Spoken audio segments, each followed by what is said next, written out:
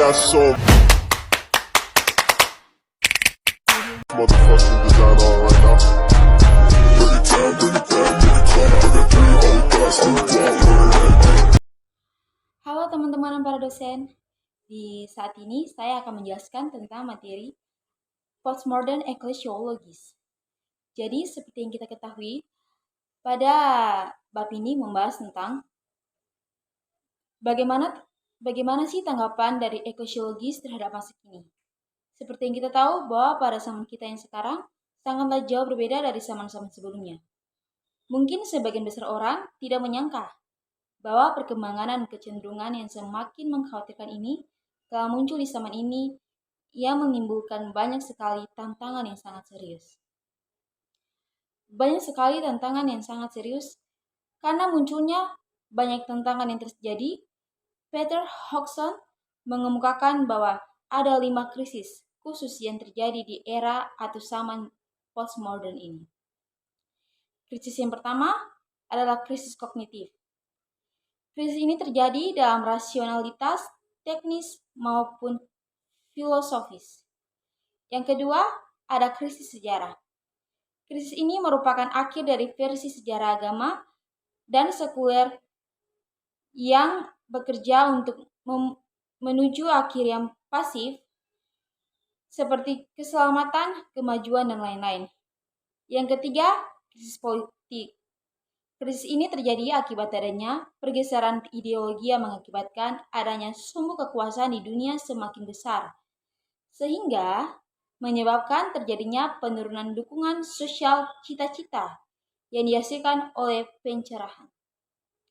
Krisis yang keempat adalah krisis sosioekonomi, dan krisis yang kelima adalah krisis agama. Krisis ini terjadi akibat adanya kemerosotan agama Kristen yang terjadi di Barat, dan munculnya bentuk-bentuk baru dari kehidupan religius. Selain 5 krisis khusus di atas, terdapat juga 4 karakteristik dari postmodernitas yang dikemukakan oleh Daniel J. Adams. Yang pertama, kemerosotan di Barat. Kemerosotan ini terjadi akibat matinya hegemoni budaya, serta adanya penolakan pandangan dunia dominan yang sudah memasuki Eropa dan Amerika Utara. Yang kedua, krisis legitimasi atau yang biasa dikenal dengan ketidakpercayaan terhadap metaranasi. Krisis legitimasi ini memang menembusi setiap faktor kehidupan kontemporer, pluralitas nilai sehingga munculnya sistem nilai. Yang ketiga, pasar intelektual. Intelektual dan politik sudah tidak dapat melakukan kontrol universal atas pengetahuan budaya dan agama lagi. Yang keempat, dekonstruksi. Hal ini terkait dengan karakteristik kedua dan menjadi cara mendelegitimasi interpretasi yang diterima serta menentang otoritas.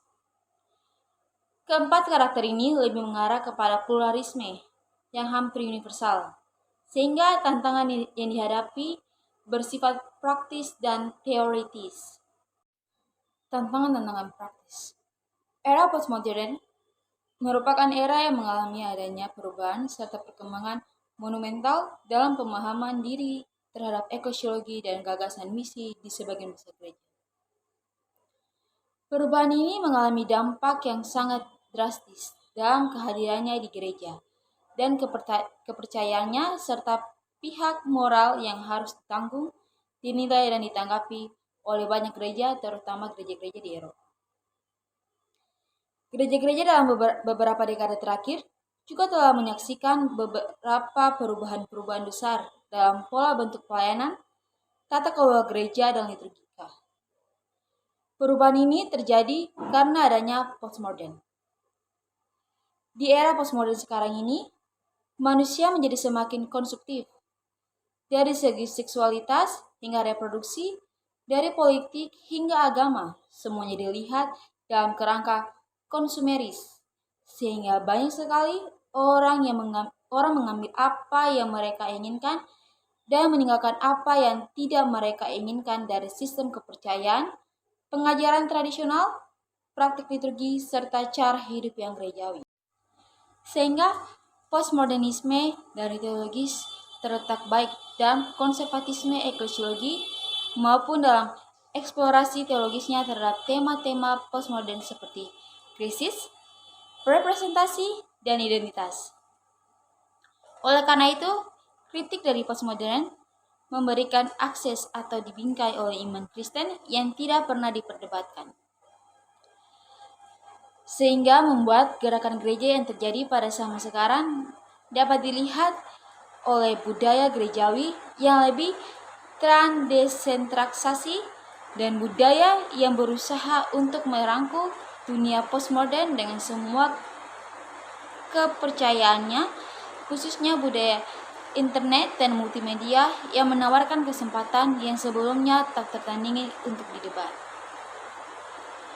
Sehingga banyak sekali para cendekiawan yang sudah berusaha untuk memanfaatkan wawasan dari para ahli teori postmodern dan kategori epistemologis seperti linguistik postmodern untuk melayani kritik atau kebijaksanaan dan tren yang berlaku dalam diri mereka sendiri.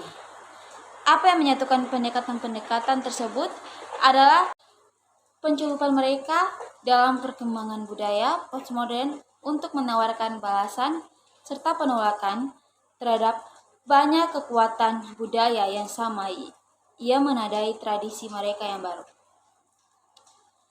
Karya dari Stanley Howard sendiri mengatakan bahwa modernitas dan postmodernitas hanyalah sebuah refleksi dari upaya kekristenan sendiri untuk membuat Tuhan itu ada tanpa adanya perantara gereja.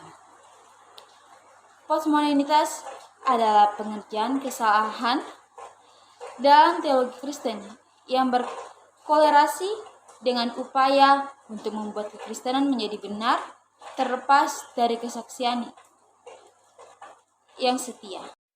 Umat Kristen juga secara kolektif harus melawan kejahatan di dalam dunia postmodern, khususnya kejahatan yang tidak masuk ke dalam kehidupan gereja dan wacana teologis itu sendiri.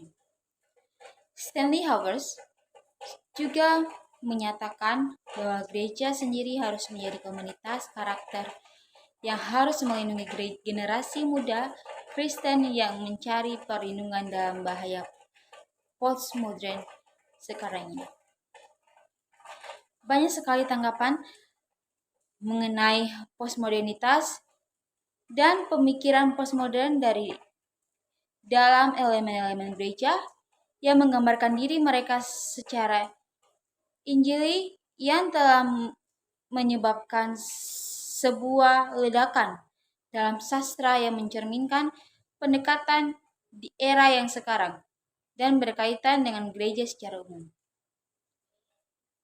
Gerrish juga menyatakan bahwa meskipun teologi Kristen selalu menjadi dogmatis, gereja atau aspek gerejawi menjadi lebih penting lagi dalam konteks postmodern.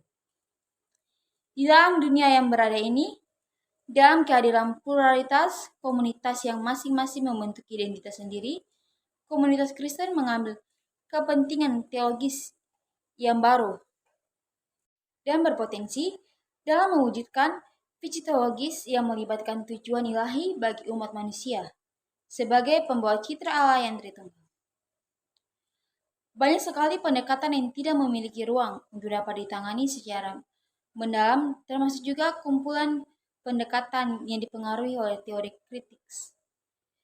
Dan salah satunya adalah pendekatan kontemporer terhadap eklesiologis, terutama kritiknya terhadap teori postmodern dan upaya untuk menyelamatkan apa yang baik dari pencerahan dan modernitas secara umum.